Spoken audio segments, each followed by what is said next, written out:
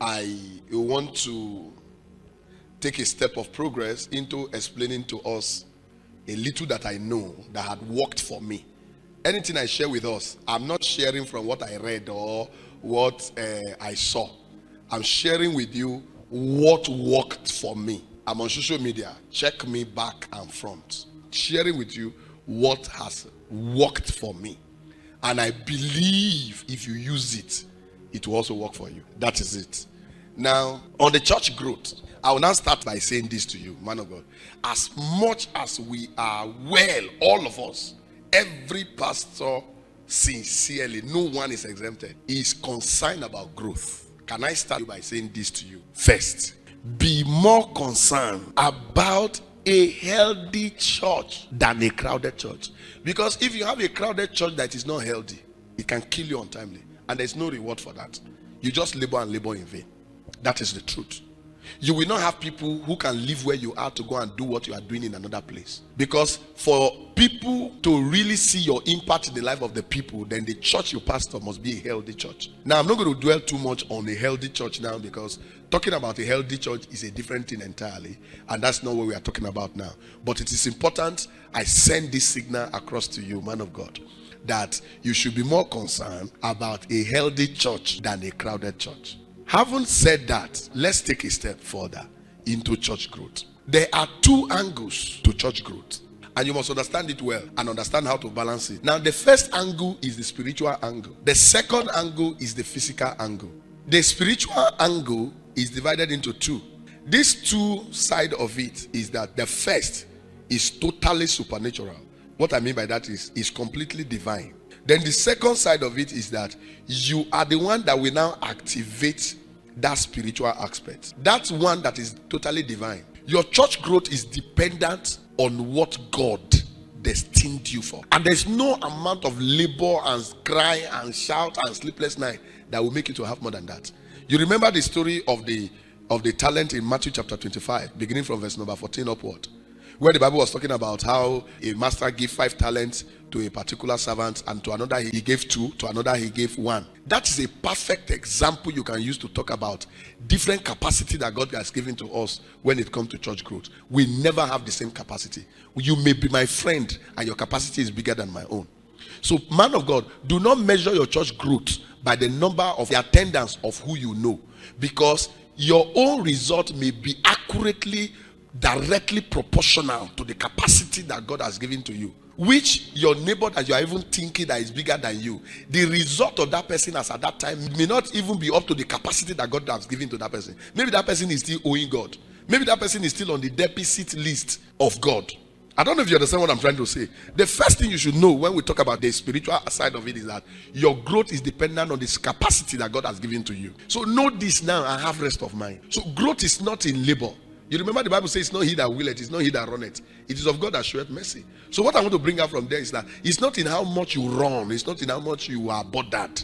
You should always try to relax, knowing that if you know that your way pleases the Lord, just know that whatever is happening around you, if you know what you are doing, then it may be what God wants you to have as at that time. As you progress, you must grow. You must grow because God expects us to grow. Now, the second side of it is that God is the determinant factor. He's the one that determines how your cup should be filled. God may be filling your cup gradually. You must be patient to follow it until the cup is full. It is now his choice to either give you a running over feeling, or he will stop it at that side. Now, the second side of it is where you now need to be the one to activate what is happening in the realm of the spirit. Now, the spiritual that control your growth, you can't have it when you are not giving to prayers. It must not necessarily be a long prayer, but strategic prayers. It may be short, but praying when you need to pray. Praying at a time that is commensurate with your strength and capacity. Not getting discouraged because of your result. Studying the Bible is part of the spiritual thing that activates your readiness for the spirit to give you support that will bring about your growth. All this, you not preparing messages for yourself, you just go online, download messages. That is a letter you are preaching. It does not have the backup of the spirit, because the one that have the backup of the spirit had to come from your labor. So what I mean by that is the spiritual aspect, God is the one that determines it. It is divine. God is the one that will release to you what he wants you to release by what he has planned on ground for you. The second phase of it is that you are the one to activate it with your prayers, because your prayer, your Bible study, your preparation, all of those ones fall under the spiritual angle of church growth. So have it and have it well. Have a good Bible study time. It may not necessarily be long, but strategic and frequent. Strategic and regular. Strategic and constant. It is very important, man of God. It's very important, man of God, honestly. And if you are given the energy to draw it long, why not? I have a very strategic prayer time, and I pray it for over 14 years of this ministry, and I've never regretted it. So strategically put yourself together and pray your prayer. It does not necessarily mean that you have to pray for 4 hours, 6 hours, 10 hours, 24 hours to have a very big church growth. I didn't know people on the mountain who have been praying hours, and their churches are still small. It's by understanding how to do it and strategically knowing when and how to actually pray your prayer. The physical side of it now has to do with all your physical activities in the church. Your service time, your starting time, your closing time, all of those things. How excellent do you do in your services? Your coordination. The physical thing that has to do with even you, your appearance, your utterance, your manner on the pulpit. You must learn pulpit manner. The way we have food manner, we have pulpit manner. The way we have ministry ethics. There's something you must not stay on the pulpit. And you know, I was talking about things we shouldn't copy about fathers. Let me just slide this into this quickly. There are things fathers will stay on their pulpit and they go scot-free. If you say it, you will lose members. I'm not going to talk much about this. There are things big churches, pastors will say on their pulpit and they go scot-free. If you say it, it can affect your growth. Some people will close from that service and will never come back. Some people will hear you and will never come to your church. So you must understand all of that. That this physical side of it is more 100% connected to what you do as you do your work. So I'm giving us random. There are so many, I can't finish it in this video. When do you start services? When do you close? In between your services, how do you coordinate? Especially when you have a target. You know, you must know your audience. Who are the people you are expecting in church? If you are expecting a mixed congregation, the elite and the illiterate, the rich, the average, and the poor, which is a standard combination of every big church. Yes, a standard combination of every big church must be with the illiterate and the literate, the rich, the average, and the poor. Now, if your attention is to these people, then you must understand that you need to put a standard in place. Any high standard you put in place, it will suit the low class people. It will suit the average people. But when you lower your standard, it will only suit the low class. It will not suit the average and the high. I don't know if you are getting this arithmetic I am trying to do. So if your standard in your church is low, you won't attract the rich, the elite. If they come and see that your standard is poor, they won't come back another time. So if the average also come and see it, they won't come back another time. But when it is low, it will keep the people that are in that class, which is the low class people. But if you make it high, the low people can suit in. The average people can also fit in. This is how this thing works. Begin to practice like you're already big. Begin to set standard like your church is already 1,000, 2,000, 3,000. Do you understand what I'm saying? The first church I started in my state, I started the church from day one like what my target in ministry was, until we began to grow. People that were coming in, any level you are operating to come in, you will still meet a standard that can keep you. So the church began to grow until we grew to 500, 1,000, 2,000, 3,000, and we were getting expansion and open branches here and there. So all of that was achieved because from the inception of the ministry, I have set a standard that fits any class of life where you are. So take note of this. Do you understand me now? And you must have this love life for your members. Members want to be loved. I'm not saying availability that bring abuse and disrespect. After service, let me tell you this thing. That's why it is part of the things we imitate from our fathers that is affecting church and growth. One of them is this. You are coming for service, you are coming like a spirit. You bounce and frown. You don't talk to anybody. People are kneeling down to greet you. You won't answer them. You won't give them sign. You don't gesture to them. You just come like you are not human being. Is it not same you? Take it easy. I did a little of that before I realized myself. And now adjusted. After service, you don't want anybody to see you as you are going. People that I can give birth to you are kneeling down to greet you. You just frown past, or you just do. No, calm down, man of God. You are sent to those people. You are not sent to the spirit you are trying to imitate that you can't even see. If we close in our church, I stay. I laugh with people. I will go to children department once in a while. I play with the children. I will go into my office and pray. Not always. You know, you need to set things. Not always. If it is too available, it will be abused. But once in a while, I will go to my office, I will pray. While I'm going, everybody who kneel down to greet me, I respond to them, hold them up. If you don't want to hold them up, you lay hand on them. Let there be a response from you to them, or you do sign to them from afar. Wave them, smile at them, give them a tap of heart, a tap of love. These are the things that make them, that our pastor is simple, highly anointed, but simple and loving. They know that's who are coming to church to see you for the first time. They see that attitude, they will come back. But when they see you behaving like you don't used to go to toilet, they will go and they will never return back again. So you need to understand all of this. So sometimes when I go to my office and finish prayer, I will not come out. That moment the church close, a lot of people are still out doing this and that. I do it at least once or twice every month. I will not come back. How are you now? Mrs. How are you doing? How is this and that? Mr. Longest time. The Lord bless you. Be jovial. You are a human being, a man of God, not God of man. All this frowning, my friend, will you come out of it? That does not even define spirituality. And when you come in cheerfully, it does not stop your prophetic. If you are into prophetic, it does not stop you walking in the miraculous. If you are gifted with that grace for the miraculous, it does not stop your teaching. You flow where you will even discover that you yourself, you will feel ease. Damboning. Hey, calm down. You think it's by that. Stop copying Father Yaya. You don't know the reason why they are doing what they are doing. You need to be loved. You need to be cheerful. You need to be simple. You need to be available. But understand, I said, don't do it in such a way that it will be abused. Do it in and out. In and out. You will discover that your church will grow. And these are things you need to understand so that you will now know that your entrance door to your church, I'm not talking about physical doors now, is widely open like a double gate. But your exit door from the church will not be small. Exit means people who come in and want to go, they don't want to stay. When you do well and play your physical role well, the exit door, the number of people that will be leaving your church, they will be very minimal. And the number of people who will be coming in, there will be more, because your member will be so happy with you that they will be the one inviting people. Some people are so angry with you, they are your member, but they will never invite anybody to their church.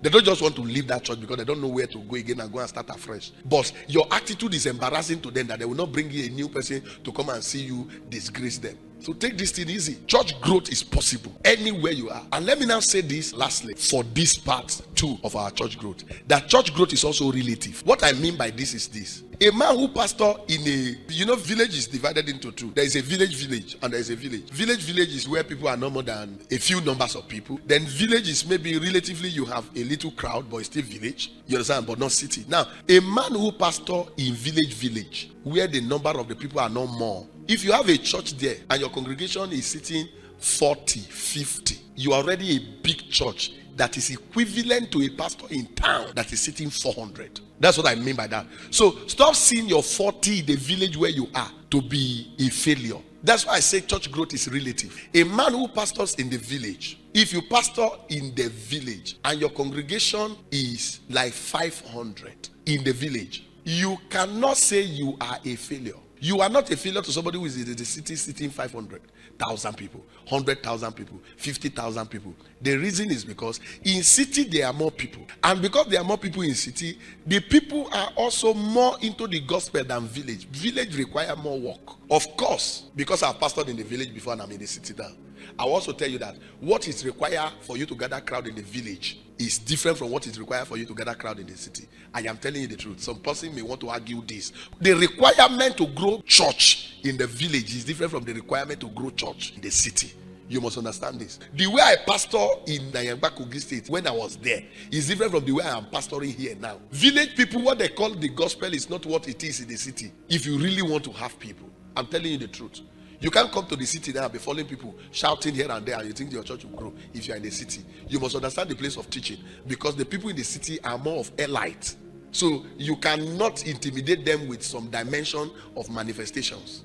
I'm not saying you shouldn't do it, but your total service is characterized by that. No. So church growth is relative. So man of God, I'm saying this to you so that you stop condemning yourself. If you are in Abuja and your church is in Jikwe, where my church is, in Abuja, and you are sitting 500 members, don't dare look at a pastor whose church is in Asokoro, Maitama, and he's sitting 100 people. Don't ever see that person and think that your church is bigger than that person. Because for that person to be in Maitama in Abuja, to be in Asokoro in Abuja, to be in Giriki in Abuja, and he's sitting 100 people, that 100 people is equivalent to your 1,000 in your suburb. I don't know if I'm able to balance what I'm saying, so that you stop putting yourself under pressure, having hypertension. My church is not growing because you are comparing with the number of another person somewhere in another location that is different from your location. what it will take to have 200 people in the city of Abuja. If you put that same energy in a suburb in Abuja, you can have up to 1,000. I'm telling you the truth. The money you also use in doing that in the city, if you put the money in a suburb, you will have church growth. In case your church is small, now check your location. This is to give you a counsel, to make you relax that you are doing well, man of God. I don't know how the number of your congregation, but you are doing well. You are trying. This work is not your work, it's somebody's work. It's God's work. Give yourself kudos sometimes so that it can refresh your energy, renew your strength to keep doing this work. You cannot be in Lagos and your church is in Lekki or Banana Island and you are sitting 50 people in Banana Island and you are angry that you are not growing because you have a friend who is in Oshodi and his congregation is 500, 300. No, now. You should know that your 50 in Banana Island in Lagos is equivalent to the one that is in Oshodi that is sitting 300, 400 or even 500. So church growth is relative. Sometimes we put ourselves under unnecessary pressure because we are comparing our number with somebody else in another location.